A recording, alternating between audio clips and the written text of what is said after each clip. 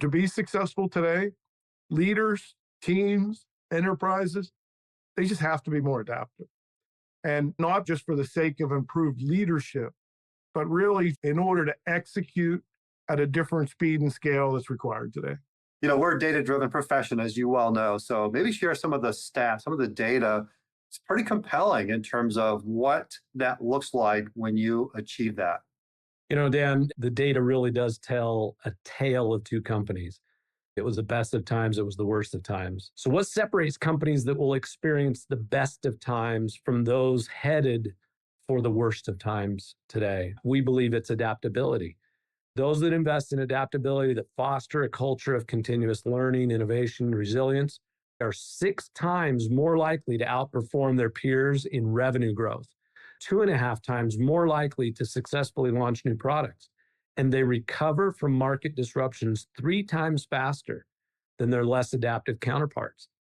They're the ones who will see the best of times. But for those who ignore the need for adaptability, thinking they can rely on the way they've always worked, they're facing the worst of times. And the data is clear there too. 70% of organizations that fail to adapt to significant industry shifts end up losing market share, or worse, closing their doors within a few years. Yeah, I totally get that, Steve. And, Ken, I'm thinking about folks thinking, is this just another flavor of OCM, organizational change management?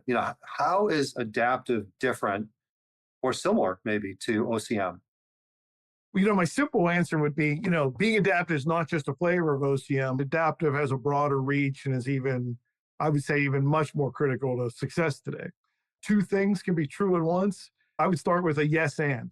Organizational change management is important, especially when you're leading transformational change, the likes of what often comes with when you're able to deliver innovative technologies.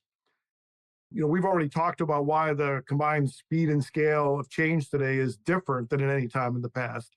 And I do believe that almost everyone would agree that based on this, you must be more adaptive to be successful today. But okay, then what is adaptive? Any one of us can say, we're going to be more adaptive.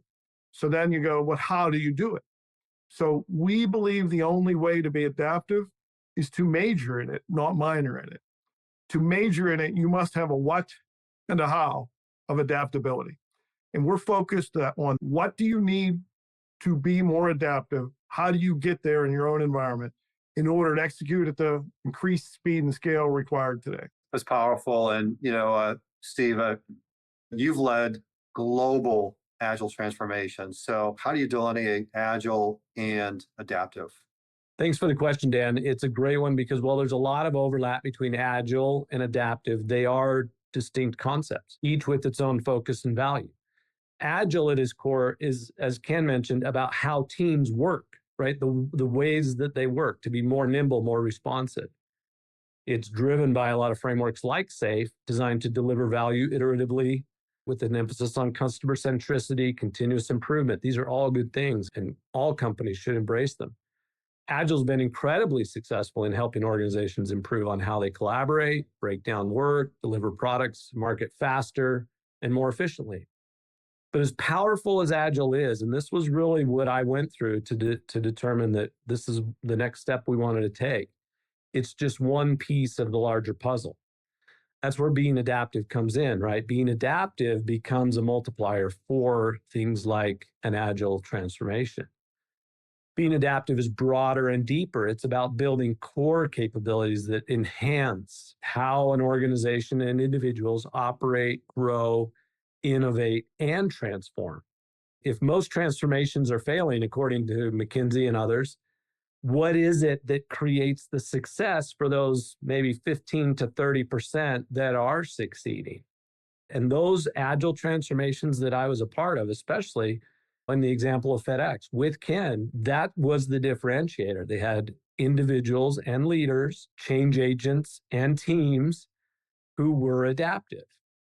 And so being adaptive is what ensures all of those things are going to come together. I was out at the CI 100 Award event last week at the Broadmoor Hotel where the Hall of Fame inductees get inducted. It's a pretty big deal. It's pretty special. And they give me the opportunity to lead a 2.5-hour leadership masterclass. And I open it up with a tale of two CIOs. Okay, so we got a tale of two cities, tale of two companies, now the tale of two CIOs. Okay, and both of them were Hall of Fame CIOs. One of them did not go well. One of them, and I didn't mention the name, it wasn't relevant, and I talked about that. The other one I referred to as the GOAT. And we all know the GOAT's the greatest of all time, right? And I would debate this with anybody.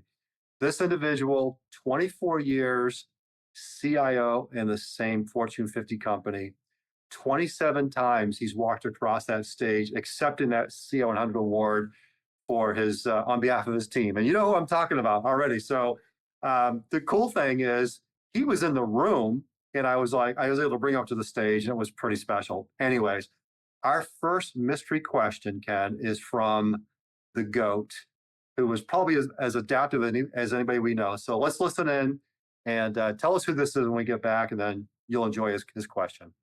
I personally feel that AQ is as important as IQ or EQ. In fact, I call it Q cubed. IQ, EQ, and AQ all working together. What do you believe is key to making business leaders more aware of AQ and why it's so critical for success today?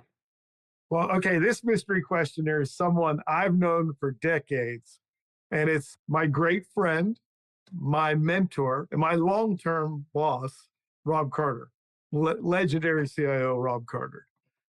Interesting, by the way, that you called him the GOAT, because one of the things that I wrote to him at his retirement was, and I kind of remember that it was one of the things I put in it, it was, quote, "Congratulations on retiring as the Tom Brady of CIOs." There you go. There you go. Here's the alignment with Rob being the GOAT. That's what I had said to him. Let me start with Rob and I had a tremendous technology journey together. And, as anybody that has a technology journey, right, there's a lot of challenges in there. There's a lot of opportunities in there. And there's many business and technology successes that we can be proud of. But so much of what drove those successes was really recognizing patterns, understanding the impacts and opportunities of those patterns, and very importantly, responding accordingly to execute. Interestingly, today, so many IT groups, fairly or unfairly, they get shots taken at them about being slow, right? And, I always believe that the right assessment of that, you should always assess if that's true.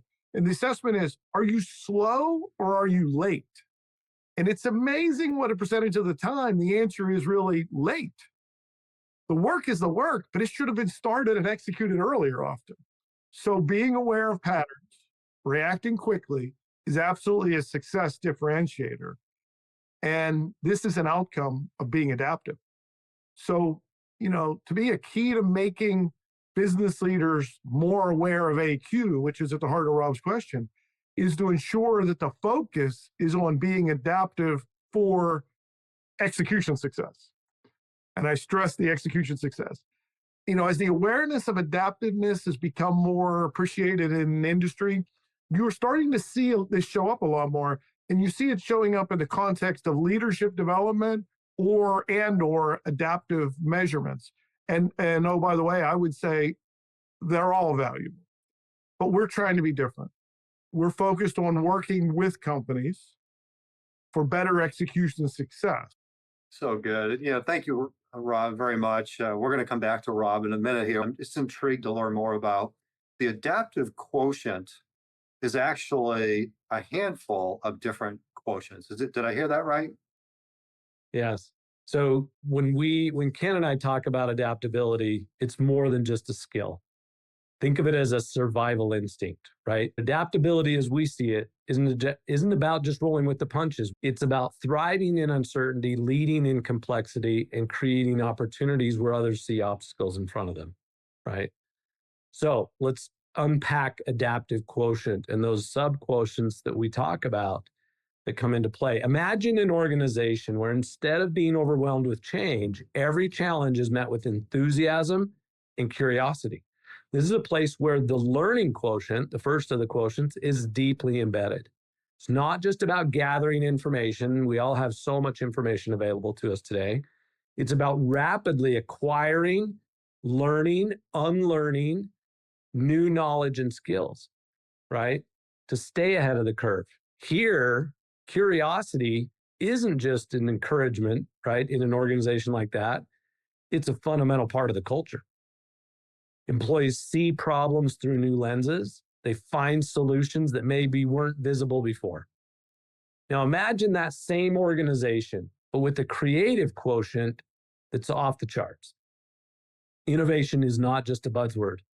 It's the air they breathe. It's what they do every day. Here, people see connections that others miss, turning insights into breakthrough ideas and setting themselves apart from the market. They don't stick to the way we've always done it. They're constantly pushing boundaries, asking questions, coming up with fresh, new ideas that drive the company forward. But it's not just about creativity and learning. Imagine now this organization is also deeply rooted in purpose, driven by a spiritual quotient that unites everyone around a common mission. It's more than just about making profits. It's about making a meaningful impact. Everyone from the top down is aligned with the organization's core values and a sense of purpose. And what that does is it fuels a passion and a commitment for creating powerful results. That's a motivated workforce. Now take that motivated workforce and picture an organization where physical quotient is prioritized, an environment where energy management is key, where people are not burning out, but they're thriving. The company encourages healthy habits, routines, and resilience as a natural part of what they do every day. Those people then are more productive, more creative, and more engaged. The science tells us that.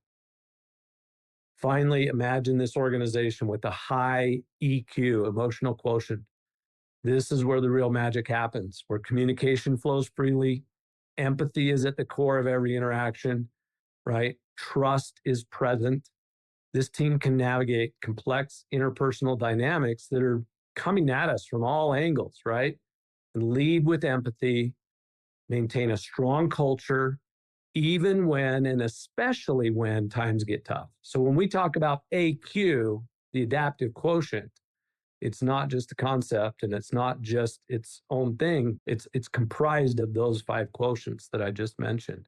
And it helps organizations and people turn potential into performance through that execution that we keep referring back to. Thank you for that, Steve. I mean, learning quotient, creative quotient, spiritual purpose quotient, physical quotient, and emotional quotient. That's right. Get them right? Okay. That's right. And each one, Dan, powerful by themselves. Right. Together and in motion, feeding each other. That's what we call the quotients in motion, and that has that multiplier effect.